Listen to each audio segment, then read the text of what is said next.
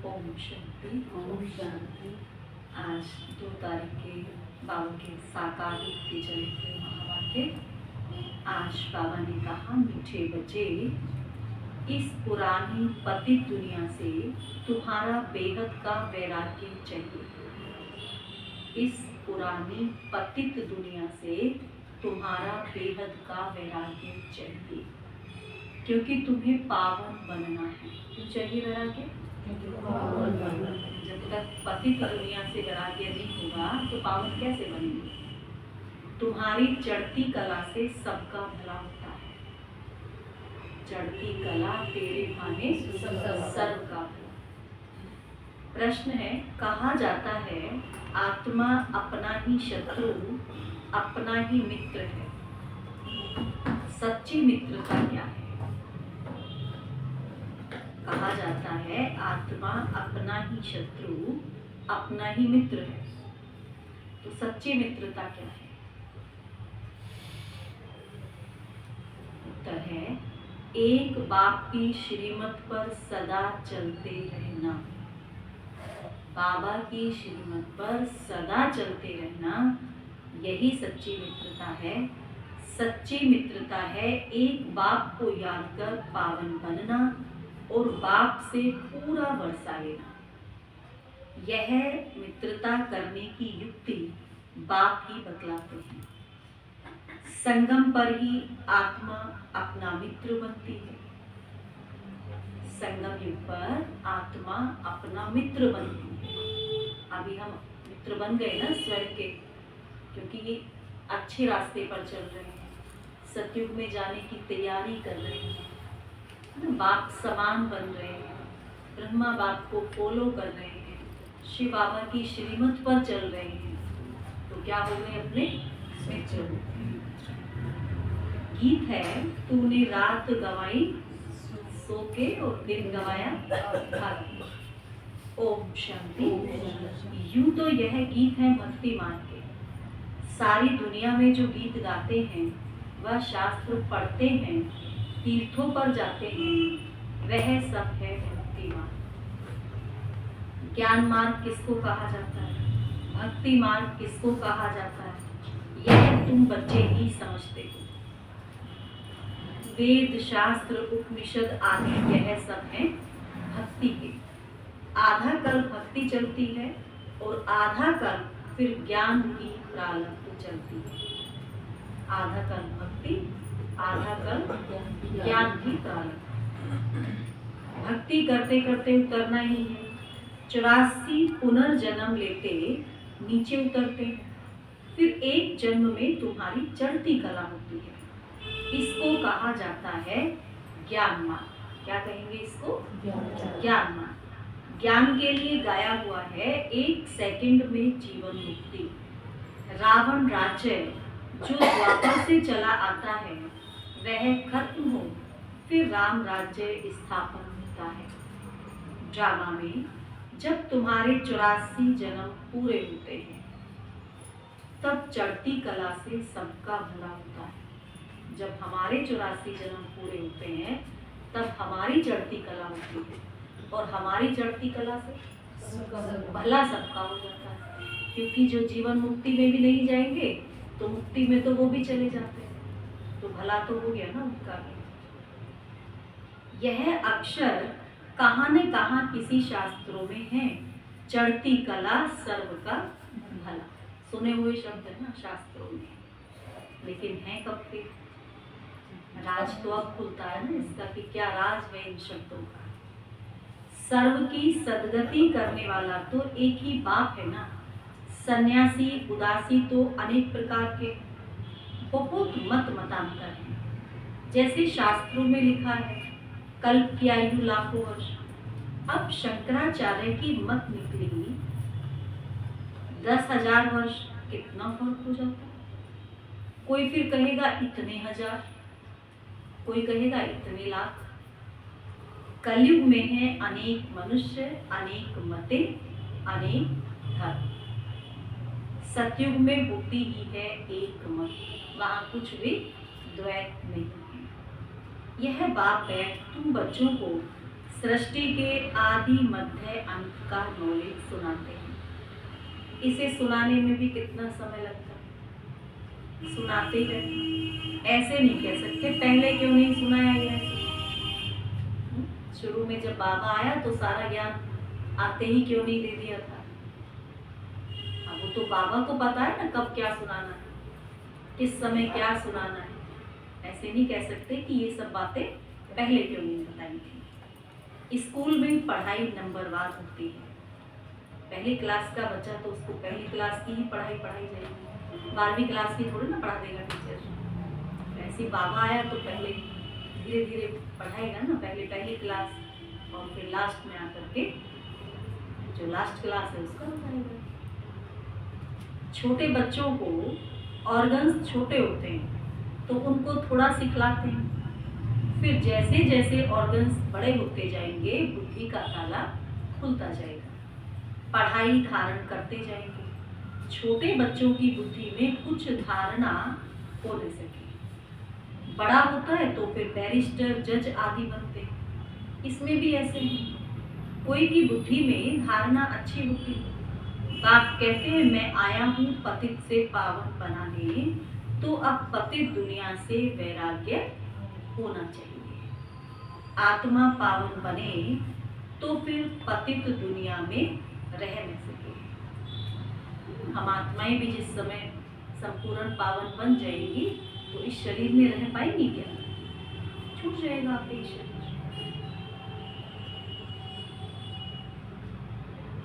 तो इस पतित दुनिया में रह न सके। पतित दुनिया में आत्मा भी पतित है, मनुष्य भी पतित है।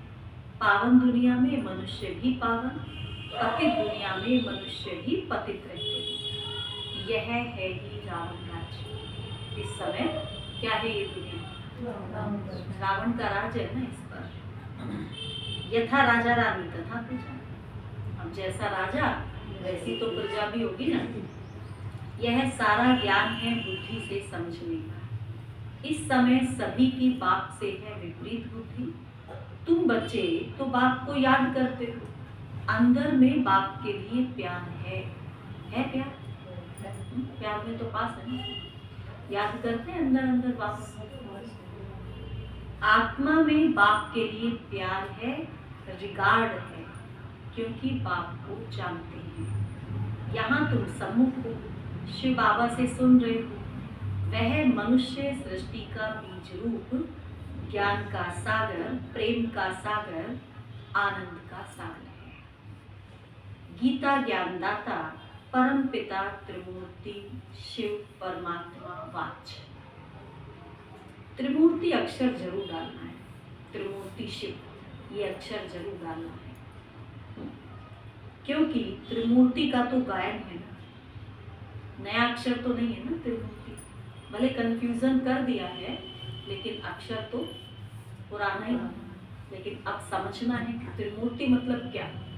त्रिमूर्ति ब्रह्मा नहीं, त्रिमूर्ति शिव। ब्रह्मा द्वारा स्थापना तो जरूर, ब्रह्मा द्वारा ही ज्ञान सुनाएंगे। ब्रह्मा द्वारा स्थापना का गायन है तो शिव बाबा ज्ञान किसके द्वारा सुनाएंगे? ब्रह्मा के द्वारा। श्री कृष्ण तो ऐसे नहीं कहेंगे कि शिव भगवान वाच। श्री कृष्ण के मुख से थोड़ी निकलेगा ऐसे शिव भगवान वाच। श्री कृष्ण जानेगा क्या शिव को कौन है? श्री कृष्ण तो जानेगा नहीं, क्योंकि ज्ञान तो वहाँ है नहीं, ज्ञान की प्रालब्ध वहाँ है। तो ये तो ब्रह्मा के मुख से निकलेगा ना शिव भगवान वाच।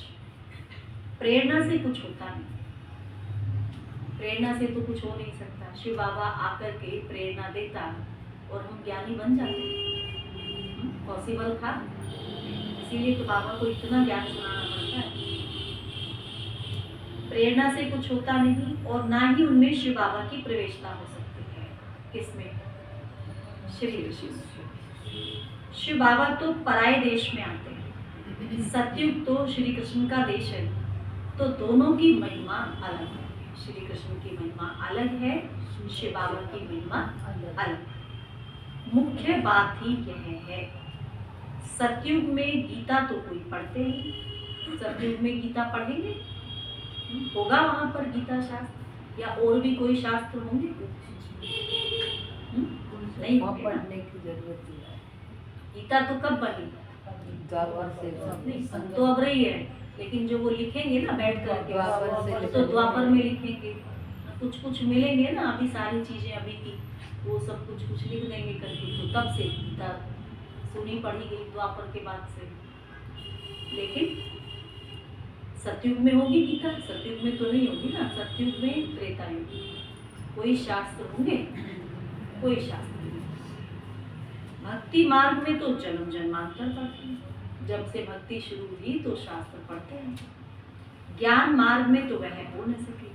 भक्ति मार्ग में ज्ञान की बातें होती नहीं, भक्ति मार्ग में ज्ञान की बातें होती नहीं।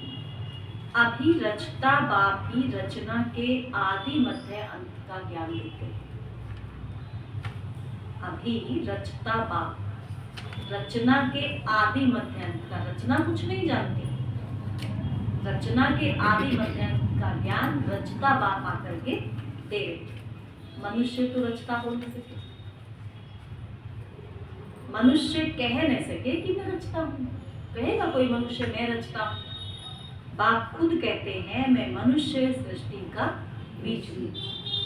बाबा ने आकर के कहा मैं मनुष्य सृष्टि का बीज हूँ।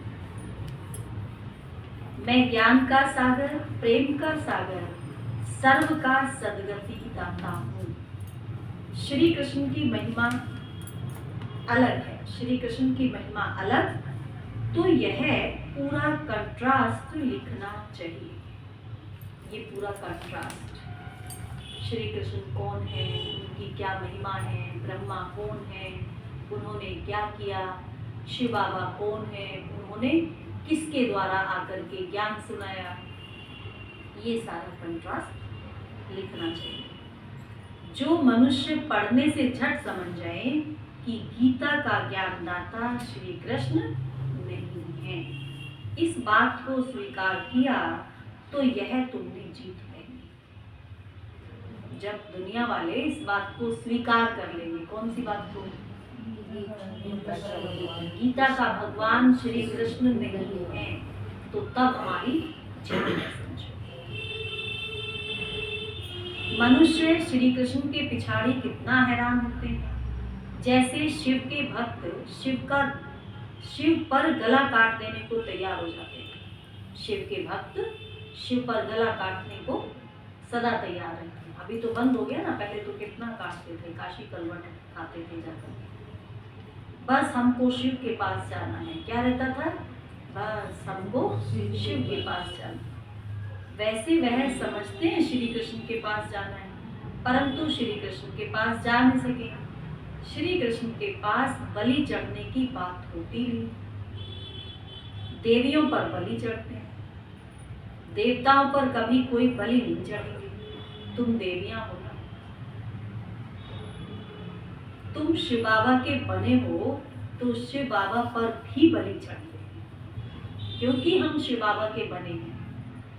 गायन है ना शिव शक्ति, तो शिव पर भी बलि चढ़ते हैं तो शक्तियों पर भी चढ़ते हैं। शास्त्रों में तो हिंसक बातें लिख दी, कैसी कैसी बातें लिख दी हिंसा वाली। तुम तो शिव बाबा के बच्चे हो, तन मन धन बलि चढ़ाते हो। अब बलि क्या चढ़ना था, कैसे चढ़ना था, और वहां भक्ति मार्ग में फिर बातों को उल्टा उल्टा उठा लिया, हिंसक बातें दिखाते। तन मन धन बलि चढ़ाते हो और कोई बात नहीं, इसीलिए शिव और देवियों पर बलि चढ़ाते हैं, क्योंकि इस समय हम अपना तन मन धन सब बलिहार करते हैं, तो इसी का यादगार फिर भक्ति मार्ग में बलि चढ़ाते हैं। अब गवर्नमेंट ने शिव काशी पर बलि चढ़ाना बंद कर दिया है। अभी वह तलवार ही नहीं है, वो सब हटा दिया वहां से सिस्टम। भक्ति मार्ग में जो आप घात करते हैं, यह भी जैसे अपने साथ शत्रुता करने का उपाय है। मित्रता करने का एक ही उपाय है जो बाप बतलाते हैं, पावन बनकर बाप से पूरा वर्षा। एक बाप की श्रीमत पर क्या करो, चलते रहो। यही क्या है? मित्रता है। एक बाप की श्रीमत पर पूरा चलते रहो, यही स्वयं से मित्रता है। कहते हैं जीवात्मा अपना ही शत्रु है, फिर बाप आकर ज्ञान देते हैं तो जीवात्मा अपना मित्र बनती है। आत्मा पवित्र बन बाप से वर्षा लेती है। संगम युग पर हर एक आत्मा को बाप आकर मित्र बनाते हैं। आत्मा अपना मित्र बनती है, श्रीमत मिलती है तो समझती है हम बाप की मत पर ही चलेंगे। जब आत्मा को बाबा की श्रीमत मिलती है और वो समझती हैं कि अब हम संपूर्ण श्रीमत पर चलेंगे, तब समझो वो अपनी मित्र बन गए। अपनी मत पर आधा कल्प चले, अब श्रीमत पर सदगति को पाना है। श्रीमत पर चलने से क्या मिलेगा? सदगति। तो इसमें अपनी मत चल नहीं सके। बाप तो सिर्फ मत देते, तुम देवता बनने आए हो ना, यहाँ अच्छे कर्म करेंगे तो दूसरे जन्म में भी अच्छा फल मिलता है। अमर लोक में यहाँ हम जो कर्म कर रहे हैं ब्राह्मण बन करके, उसका फल हमको कहाँ मिलेगा? अमर लोक में मिलेगा। कितना अच्छा फल मिलेगा? क्या बन जाएंगे? मनुष्य से देवता बन जाएंगे। कितनी बड़ी प्राप्ति। यह तो है ही मृत्यु लोक। यह राज भी तुम बच्चे ही जानते हो, सो भी नंबरवार। कोई की बुद्धि में अच्छी रीति धारणा होती है, कोई धारणा नहीं कर सकते, तो इसमें टीचर क्या कर सकते? टीचर पढ़ा है और कोई उस बात को समझ नहीं पा रहा है, तो इसमें टीचर क्या करेगा? टीचर तो नहीं कर सकता ना कुछ। टीचर से कृपा व आशीर्वाद मांगेंगे क्या कि कृपा कर दो, आशीर्वाद कर दो? हमें तो समझ आया नहीं, आप क्या सुना रहे हैं, बाकी आप हमारे ऊपर कृपा करो, ऐसे कहेंगे और टीचर कर देगा? जब एग्जाम होगा तो टीचर क्या करेगा? वो तो देखेगा ना बस, दो पेपर, क्या कर सकता है उस समय? पेपर आपके हाथ में है, टीचर सामने खड़ा है, पेपर आपको देना है, लिखना आपको। ऐसे ही तो होता है ना लौकिक रीति। बच्चे पढ़ते हैं, पढ़ाएगा टीचर अच्छे से, लास्ट दिन तक बहुत प्यार से पढ़ाएगा, लेकिन जिस दिन एग्जाम होता है उस दिन वो खड़ा हो जाता है साइड में, अब लिखो जो मैंने तुमको पढ़ाया। शिव बाबा प्यार से पढ़ाता है, इतना प्यार से पढ़ाता है, रोज मीठे बच्चे कह के समझाता है, लेकिन जिस दिन पेपर होगा उस दिन हम कहने लगे बाबा कृपा कर दो, बाबा आशीर्वाद दे दो, चलेगा? नहीं चलेगा ना। तो टीचर तो पढ़ाकर अपने घर चले जाते हैं। स्कूल में पहले खुदा की बंदगी आकर करते हैं, हे खुदा हमको पास कराना, तो फिर हम भोग लगाएंगे। टीचर को कभी नहीं कहेंगे कि आशीर्वाद करो। इस समय परमात्मा हमारा बाप भी है, टीचर भी है। बाप की आशीर्वाद तो अंडरस्टूड है, बाप की आशीर्वाद ये तो अंडरस्टूड है। ऐसे थोड़ी कि बाप से आशीर्वाद मांगना पड़ेगा, तो दे ही रहा है खुद ही। बाप बच्चे को चाहते हैं, बच्चा आए तो उसको धन दो, तो यह क्या हुआ? आशीर्वाद हुआ ना। बच्चा आए तो मैं उसको अपना वारिस बना सौंप दूं जो भी मेरे पास है, तो यही तो आशीर्वाद है बाप का। यह एक कायदा है। बच्चे को बाप से वर्षा मिलता है, ये कायदा है। अब तो तमो प्रधान ही होते जाते हैं, जैसा बाप वैसे बच्चे। दिन प्रतिदिन हर चीज तमो प्रधान होती जाती है, तत्व भी तमो प्रधान होते जाते हैं। हर चीज आज अपने अति में तमो प्रधानता की क्या हो गई है? अति हो गई। हर चीज तमो प्रधान है। यह है ही दुख धाम। दुख धाम में क्या होगा? सभी दुखी होंगे।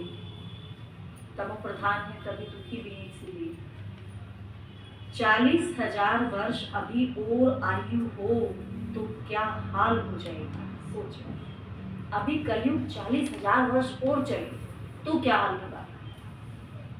5,000 वर्ष पूरा कल, और कलयुग इसमें कितना 1250 वर्ष। 1250 वर्ष में कलयुग का क्या हाल हो गया है। और अगर यही कलयुग अभी 40,000 वर्ष और चले तो क्या होगा। मनुष्यों की बुद्धि बिल्कुल ही तमो प्रधान हो गई है। अभी तुम बच्चों की बुद्धि में बाप के साथ योग रखने से रोशनी आ गई है। बाप कहते हैं जितना याद में रहेंगे उतना लाइट बढ़ती जाएगी। याद से आत्मा पवित्र बनती है, लाइट बढ़ती जाती है। याद ही नहीं करेंगे तो लाइट मिलेगी नहीं। याद से लाइट वृद्धि को पाएगी। जितना हमारी याद बढ़ती जाएगी उतनी हम लाइट होती जाएंगे। याद नहीं किया और कोई विकर्म कर लिया तो कितना भारीपन आएगा। आ जाता है तो नेचुरल भारीपन आ जाता है। याद ही नहीं करेंगे तो लाइट मिलेगी नहीं, और फिर कोई विकर्म कर लिया तो लाइट कम हो जाएगी। तुम पुरुषार्थ करते हो सतो प्रधान बनने का। यह बड़ी समझने की बातें हैं। कितनी गहरी बातें बाबा समझा रहे हैं। याद से ही तुम्हारी आत्मा पवित्र होती जाएगी। याद करेंगे तो ही तो आत्मा भी पवित्र होगी ना। तुम लिख भी सकते हो। यह रचयिता और रचना का ज्ञान श्री कृष्ण दे नहीं सकते। लिख सकते हो कि ये रचता और रचयिता का ज्ञान,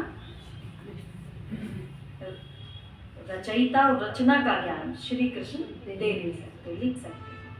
वह तो है प्रारब्ध। श्री कृष्ण माना प्रारब्ध। यह भी लिख देना चाहिए कि 84वें अंतिम जन्म में कृष्ण की आत्मा फिर से ज्ञान दे रही है।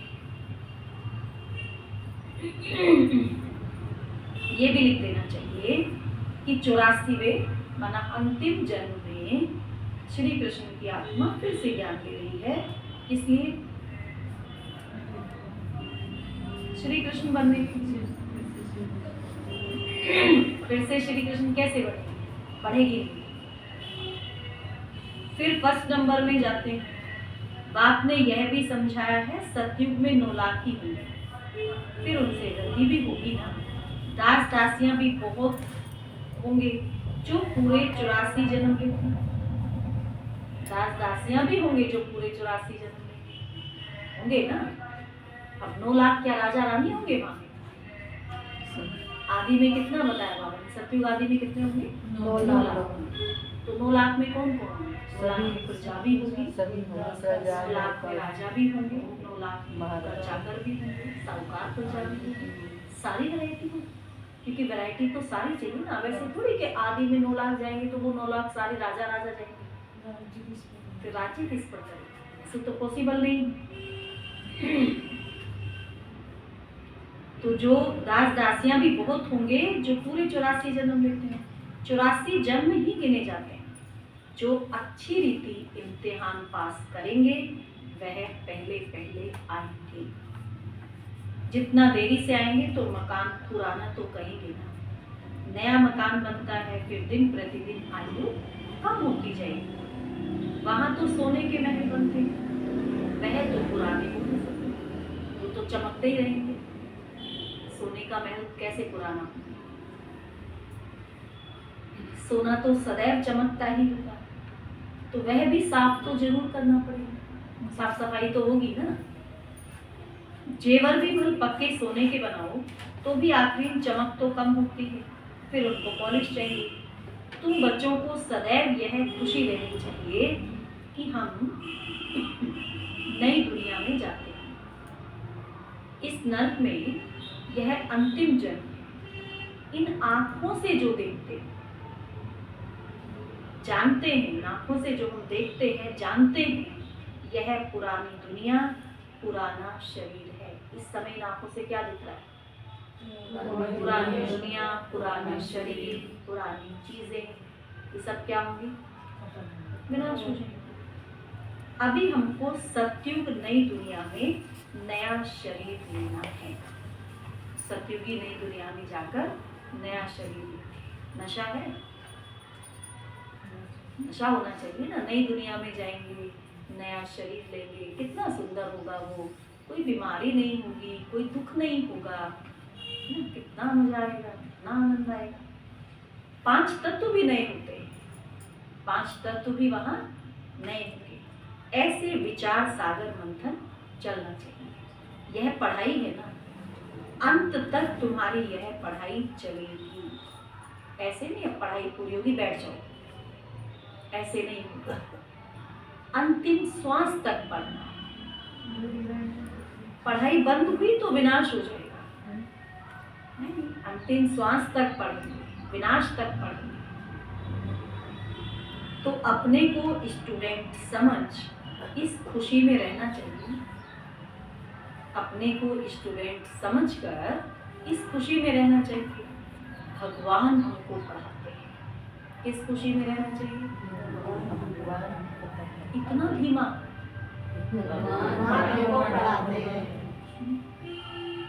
कितनी बड़ी खुशी की बात है। भगवान हमको पढ़ाते हैं, यह खुशी कोई कम थोड़ी है। कितनी बड़ी खुशी। परंतु साथ साथ माया भी उल्टा काम करा लेती है। उधर माया भी कम नहीं है।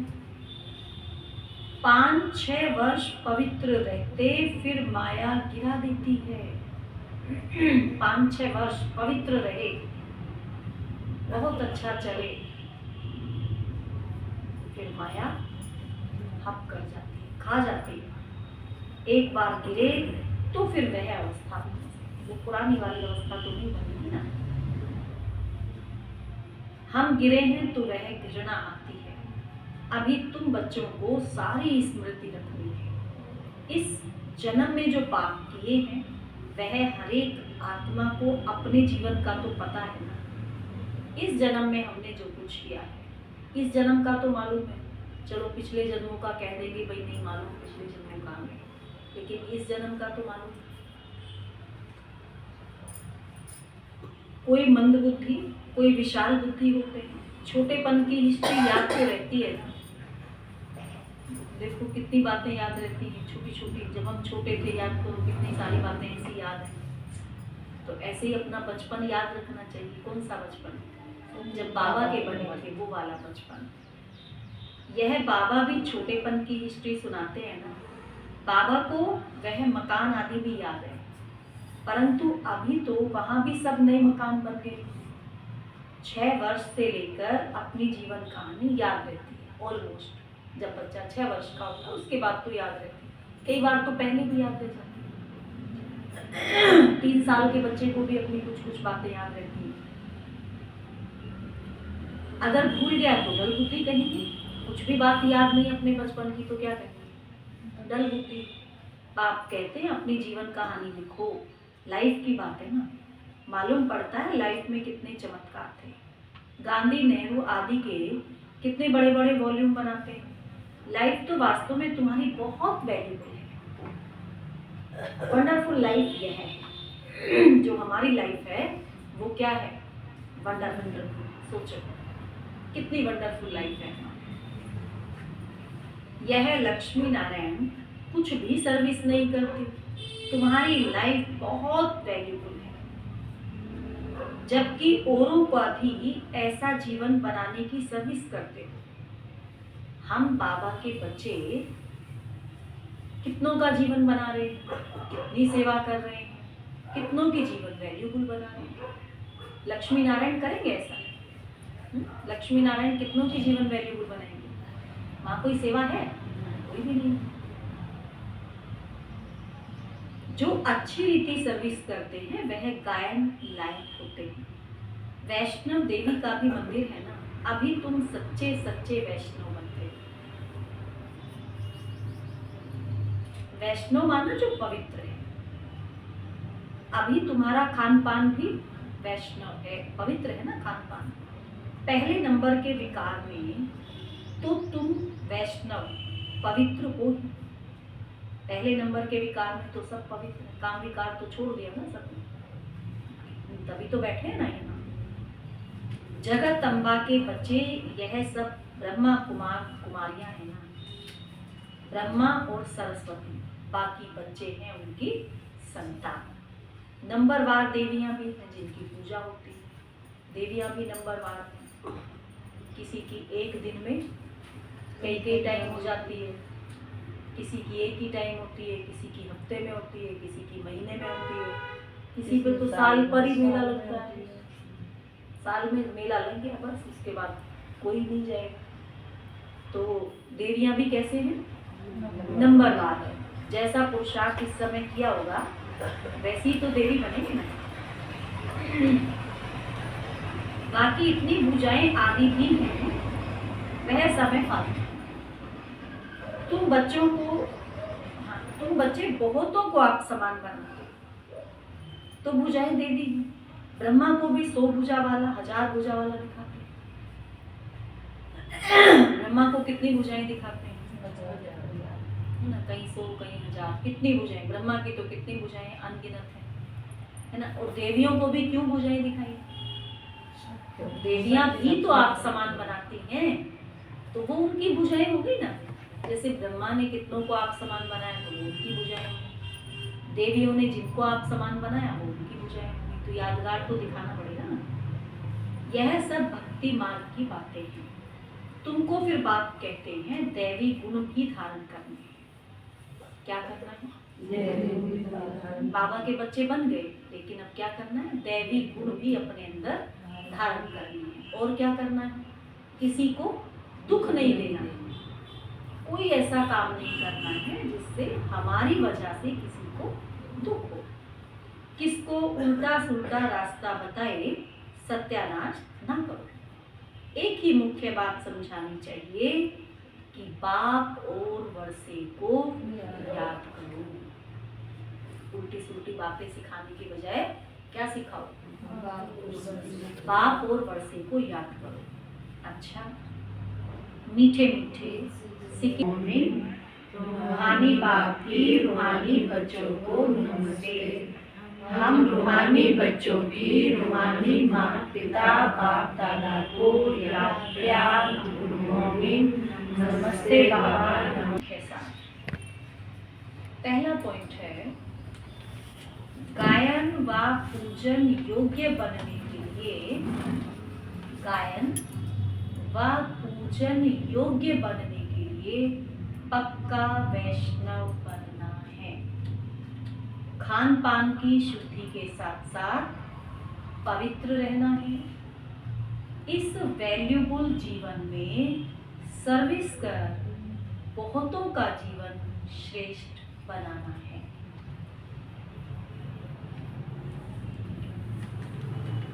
दूसरा पॉइंट है, बाप के साथ ऐसा योग रखना है, बाप के साथ ऐसा योग रखना है जो आत्मा की लाइट बढ़ती जाए। बाप के साथ ऐसा योग रखना है जो आत्मा की लाइट बढ़ती जाए।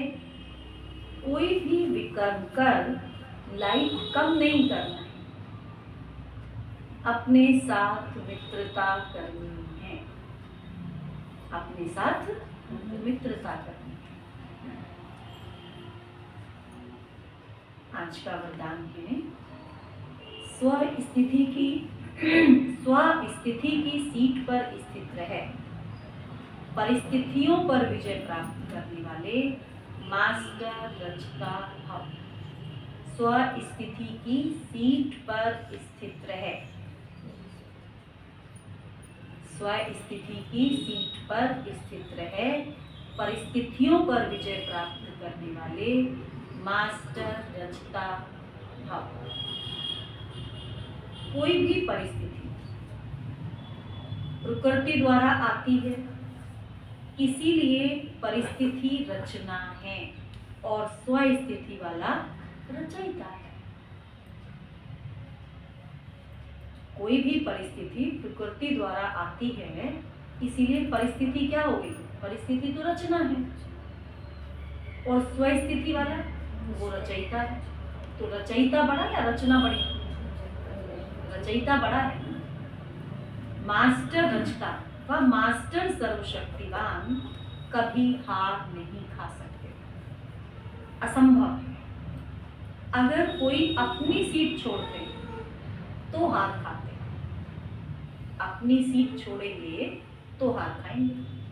सीट छोड़ना अर्थात शक्तिहीन बनना, सीट छोड़ना अर्थात शक्तिहीन बनना। सीट के आधार पर शक्तियां स्वतः आती हैं। जो सीट से नीचे आ जाते उन्हें माया की धूल लग जाती है। बाप दादा के लाडले मर्जीवा जन्मधारी ब्राह्मण, बाप दादा के लाडले मर्जीवा जन्मधारी ब्राह्मण कभी देह अभिमान की मिट्टी में नहीं खेल सकते। स्लोगन है, दृढ़ता कड़े संस्कारों को भी मोम की तरह पिघला देती है। दृढ़ता, कोई भी हमें अपना संस्कार बदलना है, उसके लिए क्या चाहिए? दृढ़ संकल्प चाहिए। जैसे मुझे फलाना काम नहीं करना है, जैसे मुझे टेलीविजन नहीं देखना है, मुझे न्यूज़ नहीं सुनना है, तो क्या चाहिए उसके लिए? दृढ़ संकल्प चाहिए।